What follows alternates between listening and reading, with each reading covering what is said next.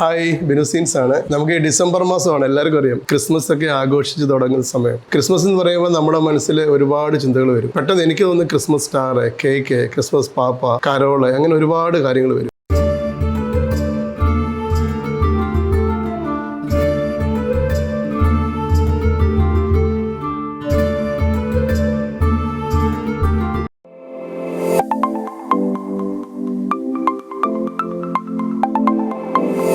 ഞാൻ കഴിഞ്ഞ സീസണിലെ വെഡിങ് ഡേയിൽ നമുക്കറിയാം, റിസപ്ഷൻ ടൈമിൽ ബ്രൈഡും ഗ്രൂമും കേക്ക് കട്ട് ചെയ്യുന്ന ഒരു മൊമെന്റ്സ് ഉണ്ടല്ലോ. അപ്പം പല തരം കേക്കുകൾ കണ്ടിട്ടുണ്ട്. ഞാൻ കഴിഞ്ഞ സീസണിൽ ഒരു പ്രത്യേകതരം കേക്ക് ഉണ്ട്, എനിക്ക് ഒരുപാട് ഇഷ്ടം തോന്നിയത്. അപ്പോൾ ഞാൻ ആ കേക്കിൻ്റെ ആളിൻ്റെ പിന്നാലെ ഇങ്ങനെ അന്വേഷിച്ച് നടന്നപ്പോൾ എൻ്റെ ഓഫീസിനടുത്ത് തന്നെ നമ്മുടെ സ്കൈലൈൻ അപ്പാർട്ട്മെൻറ്റിൽ 48 താമസിക്കുന്ന ഒരു ഹൗസ് വൈഫാണ്.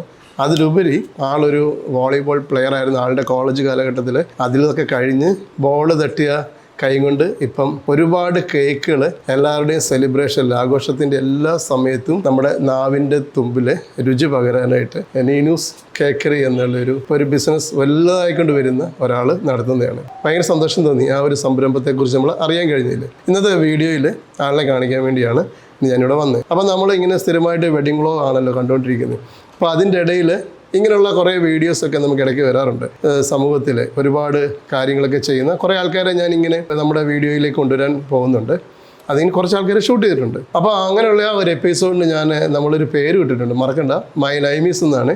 മൈ നൈമീസിന് ശേഷം വരുന്ന ആൾക്കാരാണ് ഇന്നത്തെ നീനൂസ് കേക്കറിയിലെ നീനു. അപ്പോൾ എൻ്റെ ഇടത് സൈഡിൽ ഒരു കേക്കുണ്ട്, അതിൻ്റെ അപ്പുറത്ത് ഈ കേക്ക് ഉണ്ടാക്കിയ ആളുണ്ട്, നീനു ആണ്. നീനു, അപ്പോൾ ഞാൻ എൻ്റെ യൂട്യൂബിൽ നമ്മളെ കുറേ വീഡിയോ കാണുന്ന ഒരുപാട് ആൾക്കാരുണ്ട്. അവരൊക്കെ വെഡിങ് വ്ലോഗാണ് കൂടുതലും കാണുന്നത്. അപ്പോൾ ഞാൻ കുറച്ച് നാളായിട്ട് ഇങ്ങനെ പ്രത്യേക ഒരു സെഷൻ ഇങ്ങനെ സ്റ്റാർട്ട് ചെയ്തിട്ടുണ്ട്. ഇങ്ങനെയൊക്കെയുള്ള കുറേ ആൾക്കാർ പലരും എന്നോട് പറഞ്ഞിട്ട്. അപ്പോൾ നീനുവിനെ കുറിച്ച് ഞാൻ അറിഞ്ഞ് വേറൊരാൾ പറഞ്ഞു. ഞാനൊരു വെഡിങ്ങിന് വന്നപ്പോഴാണ് നീനു എടുത്തൊരു കേക്കിനെ കുറിച്ച് കാണുന്നതും ഇതാരാണ് ചെയ്യുന്നത്. അപ്പോൾ അന്ന് ഇവൻറ്റ് ചെയ്ത ആൾ എന്നോട് പറഞ്ഞു, ഇങ്ങനൊരാൾ ഇവിടെ ഉണ്ട്, അപ്പം പോയി പരിചയപ്പെടുന്നാലായിരിക്കും. അപ്പോൾ ഞാൻ അതിനെക്കുറിച്ച് അറിഞ്ഞാണ് നീനുവിനെ വിളിച്ചതും ഇങ്ങോട്ട് വന്നു. ശരിക്കും നീനൂസ് എന്നുള്ള പേര് നീനൂസ് കേക്കറി എന്ന് മതി എന്ന് ആരാ പറഞ്ഞു? ഹസ്ബൻഡാണ് പറഞ്ഞത്. എനിക്ക് വലിയ താല്പര്യമില്ലായിരുന്നു പേര് അതിൽ കൊണ്ടുവരാൻ. കാരണം എങ്ങനെയൊക്കെ ആവും എന്നൊന്നും അറിയില്ല തുടക്കത്തില്. ലാസ്റ്റ് നീനൂസ് കേക്കറിന്ന് അങ്ങനെ.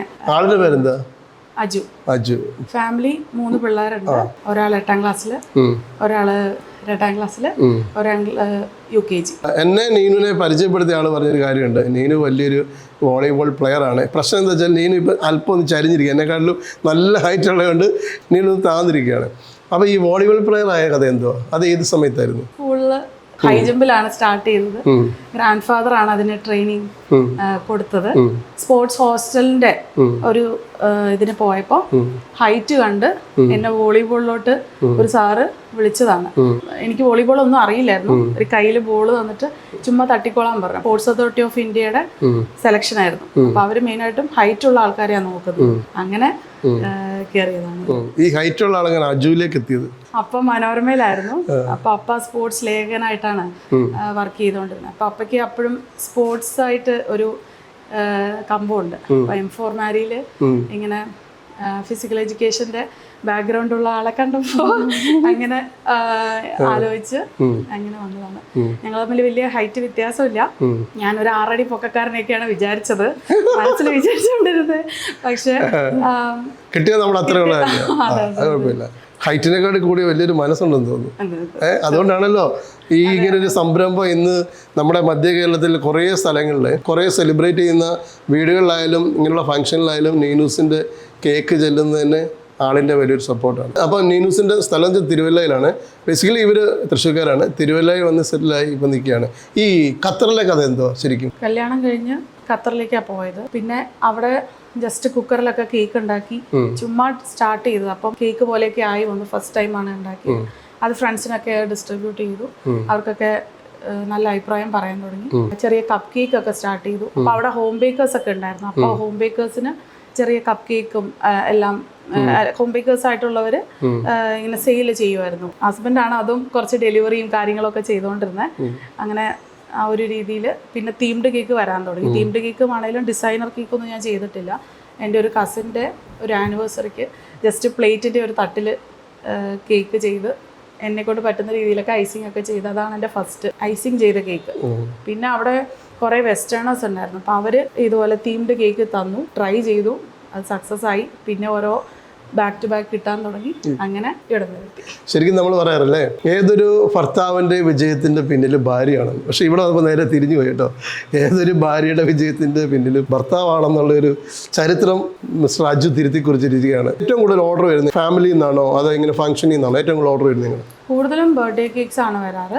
അത് തീം ബേസ്ഡ്. ഇപ്പോൾ പഴയ ഒരു ഇതിനെക്കാട്ടി ബ്ലാക്ക് ഫോറസ്റ്റ്, വൈറ്റ് ഫോറസ്റ്റ് ആ ഒരു ഇതല്ലാതെ ഇപ്പോൾ തീംഡ് കേക്ക് ഒരുപാട് ആൾക്കാർ പ്രിഫർ ചെയ്യുന്നുണ്ട്. കാരണം കുഞ്ഞു പിള്ളേർക്ക് വർഷത്തിൽ ഒരു ദിവസം അവരുടെ ഫേവറേറ്റ് ആയിട്ടുള്ള ക്യാരക്ടേഴ്സ് അതിൽ വരുമ്പോൾ അവർ ഒത്തിരി സന്തോഷമായിരിക്കും. സാധാരണ ഒരു കേക്ക് കിട്ടുന്നതിനെക്കാട്ടി ഒരുപാട് സന്തോഷമായിരിക്കും. അപ്പോൾ അതിന് വേണ്ടിയിട്ട് അവരുടെ ഇഷ്ടപ്പെട്ട തീമിലുള്ള കേക്കുകളാണ് കൂടുതലും ചെയ്യാറ്. എന്നെക്കൊണ്ട് പറ്റുന്ന കേക്കാണെങ്കിൽ അത് എത്ര റിസ്ക് എടുത്തിട്ടാണെങ്കിലും അത് ചെയ്ത് കൊടുക്കാൻ നോക്കും. മാക്സിമം നന്നാക്കാൻ ട്രൈ ചെയ്യാറുണ്ട്. ഇനിയിപ്പോൾ ഇപ്പോൾ ഡിസംബറൊക്കെ ആയതുകൊണ്ട് ഡിസംബറിലെ ക്രിസ്മസിൻ്റെ കേക്കിൻ്റെ ഓർഡർ ഉണ്ട്. ക്രിസ്മസിന് ശേഷം വെഡ്ഡിങ്ങിൻ്റെ ഒരു സീസണാണ്, അതിൻ്റെ ഓർഡർ. ഇതൊക്കെ എങ്ങനെ മാനേജ്? വേറെ ജോലിക്കൂടെ ആൾക്കാരൊക്കെ ഉണ്ടോ? ഇല്ല, ഒരു ഹെൽപ്പിന് ഒരാൾ വരുന്നുണ്ട്, ഇച്ചിരി ഹെൽപ്പ്. കേക്ക് ഫുള്ള് ഞാൻ തന്നെ ചെയ്യണേ. ഈ കേക്ക് ഓർഡർ ചെയ്യുമ്പോൾ നമ്മൾ ക്ലയൻസിന് കൊടുക്കുവാണോ? നമ്മുടെ കയ്യിലുള്ള നമ്മൾ ഇന്ന ഡിസൈൻസ് ഒക്കെയാണ് അല്ലെങ്കിൽ ഇന്ന ടൈപ്പ് ആണോ അതോ അവർ റിക്വയർമെന്റ്സ് പറയും? അവരുടെ റിക്വയർമെന്റ്സ് പറഞ്ഞു. പിന്നെ ചിലവർ സജഷൻസ് ചോദിക്കുമ്പോൾ ഞാൻ എന്നെ കൊണ്ട് പറ്റുന്ന രീതിയിൽ പറയും. അങ്ങനെ കളർ ചേഞ്ചസ് വരുത്താം, തീം എന്തെങ്കിലും വേറെ മാറ്റം വരുത്തണമെങ്കിൽ അങ്ങനെ തന്നെ ചെയ്യും. നീനൂസിന്റെ സ്പെഷ്യൽ എന്താ? ഫ്ലേവർ വൈസ് ആണെങ്കിൽ ബെൽജിയൻ ചോക്ലേറ്റ് ആണ് വൺ ഓഫ് ദി ബെസ്റ്റ്. അത് ആര് കൊടുത്താലും എന്താ പറയാ, അത്രയും നല്ലതാണെന്ന് പറയാറുള്ളൂ. പിന്നെ കാണാനുള്ള ഭംഗി മാത്രമല്ല, കഴിക്കുമ്പോഴും അതേ ഇത് തോന്നണം. കാണാൻ മാത്രം കൊള്ളാം, കഴിക്കാൻ വായി വെക്കാൻ കൊള്ളില്ല എന്ന് പറഞ്ഞു കഴിഞ്ഞാൽ അത് തീരെ ഒരു നല്ലൊരു കാര്യമല്ലല്ലോ. അപ്പം മാക്സിമം ഇൻസൈഡും ഔട്ട്സൈഡും ടേസ്റ്റിയും ബ്യൂട്ടിഫുള്ളും ആക്കാൻ നോക്കാം. ഞാനൊരു പീകോക്കിന്റെയും ഒരു ഈഗിളിന്റെയും ഒരു തീമിൽ ഒരു കേക്ക് ചെയ്തായിരുന്നു. അത് തന്നെയായിരിക്കും. കൂടുതൽ ഫാമിലിയാണോ നമ്മുടേക്ക് വരുന്ന ഈ ഓർഡർ? അതെ.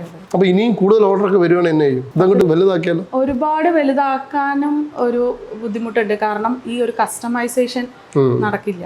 ഒരുപാട് കേക്ക് ആവുമ്പോൾ ഈ ഒരു കേക്കിൽ ഞാൻ ആ ചെറിയ ചെറിയ മിനിയേച്ചർ കാര്യങ്ങളാണെങ്കിലും ചെയ്യുമ്പോൾ അവിടെ കസ്റ്റമൈസേഷൻ എനിക്ക് കറക്റ്റായിട്ട് പാലിക്കാൻ പറ്റും. പക്ഷെ ഒത്തിരി ഓർഡേഴ്സ് വരുമ്പോൾ എനിക്ക് ആ ഒരു ഇത് ചെയ്യാൻ പറ്റില്ല.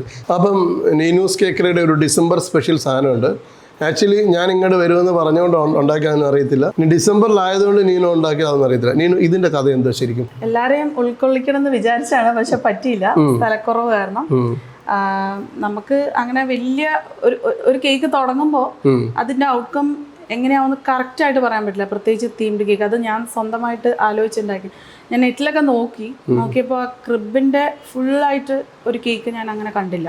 ഈ മിനിയേച്ചർ ഇതെല്ലാം ഉള്ളത് കണ്ടു. അപ്പം ഞാൻ വിചാരിച്ചു വന്ന ഒരു വെറൈറ്റിക്ക് ഫുൾ കേക്ക് പുൽക്കൂടിൻ്റെ ആയിക്കോട്ടെ എന്ന് വിചാരിച്ചു. അങ്ങനെ ട്രൈ ചെയ്തതാ. ഈ വൈക്കോല് പോലെയൊക്കെ ഉള്ളത് ഐസിങ് ആണ്. പിന്നെ സ്റ്റാർ വെച്ചിട്ടുണ്ട്. ഇതെല്ലാം ഷുഗർ പേസ്റ്റിൽ ചെയ്യുന്നതാ. ഷീപ്പ്, ജോസഫ്, മേരി, ജീസസ്, പിന്നെ റേഞ്ചൽ ഉണ്ട്. അതൊരു ഡോങ്കി എന്നൊക്കെ പറയാം. അങ്ങനെ ഒരു രീതിയിലാ ചെയ്തത്. അതെ. ഒരാൾ ഇരിക്കുന്നു, ഒരാൾ നിൽക്കുന്നു. കൈ കൊണ്ട് ഉണ്ടാക്കിയതല്ല. കൈ കൊണ്ട് അങ്ങനെ ഉണ്ടാക്കാൻ ഒരു ഭയങ്കര ഇൻട്രസ്റ്റ് ആണ്. അതെ. മിനിയേച്ചർ എല്ലാം ഒക്കെ ഉണ്ടാക്കാൻ താല്പര്യമായതുകൊണ്ട് അതിന്റെ പുറകെ എത്ര നേരം വേണമെങ്കിലും ഇരുന്നോളൂ. അപ്പൊ ഇങ്ങനെയുള്ള ഒരു ഇപ്പം നാളെ വേറൊരാൾ പറയാം എന്റെ രൂപത്തിൽ ഒരു കേക്ക് ഉണ്ടാക്കാൻ പറഞ്ഞ് ട്രൈ ചെയ്യാൻ പറ്റും. കാരിക്കേച്ചർ ഫിഗറൈൻസ് ഒക്കെ ട്രൈ ചെയ്യുന്നുണ്ട്, പക്ഷെ അത്ര പെർഫെക്റ്റ് ആവില്ല. എന്നാലും താടി, മീശ, മുടി അങ്ങനെയൊക്കെ നമുക്ക് കുറെ സെറ്റ് ആക്കാം. പിന്നെ അവരിടുന്ന ഡ്രസ്സ് അതൊക്കെ ആ ഒരു തീമിൽ ചെയ്യാം. എനിക്ക് അത്ര കാരിക്കേച്ചർ ചെയ്യാൻ അത്രയ്ക്ക് അങ്ങോട്ട് ശരിയാവില്ല. പിന്നെ ഭാവിയിൽ ചിലപ്പോൾ ചെയ്ത് ശരിയാവുമായിരിക്കും. കേക്ക് കൊണ്ടുപോയിട്ട് ക്ലയൻസ് ഒക്കെ വിളിച്ച് ആ ടേസ്റ്റ് നോക്കിയിട്ടൊക്കെ നമ്മുടെ അടുത്ത് പറയാറുണ്ട്. മിക്കവരും തന്നെ ഫീഡ്ബാക്ക് പറയാറുണ്ട്. ഇല്ലെങ്കിൽ ഞാൻ അങ്ങോട്ട് ചോദിക്കും. ഒരാളുടെ അടുത്ത് പോലും ഫീഡ്ബാക്ക് ചോദിക്കാതെ ഇന്ന് വരെ ഇരുന്നിട്ടില്ല.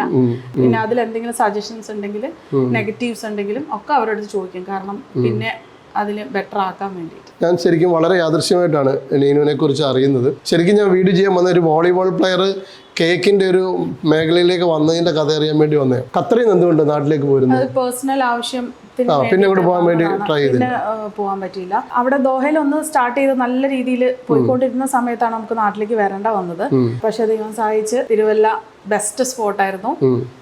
ഒത്തിരി നല്ല ഓർഡേഴ്സ്, ഒത്തിരി നല്ല കസ്റ്റമേഴ്സ് എല്ലാം ഉള്ളതുകൊണ്ട് Yeah. ഒട്ടും വിഷമമില്ല തിരിച്ചു വന്നതിൽ.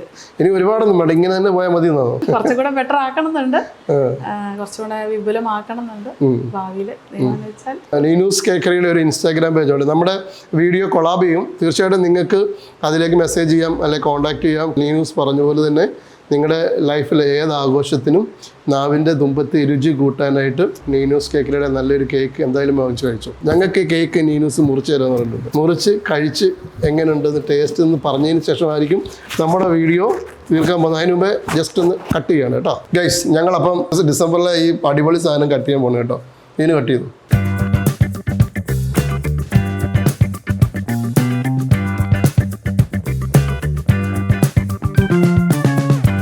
അപ്പോൾ അവസാനത്തെ പീസ് ഒന്ന് കഴിച്ച് നോക്കണം കേട്ടോ. സൂപ്പറായിരിക്കും, സൂപ്പറാകാതിരിക്കില്ല.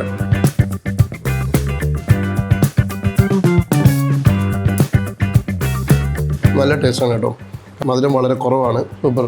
Thank you. വീഡിയോ കണ്ടോണ്ടിരിക്കും കേട്ടോ. കണ്ടു കഴിയുമ്പോൾ ഒരു കേക്ക് കൂടെ ഓർഡർ ചെയ്യുക, നല്ലതായിരിക്കും.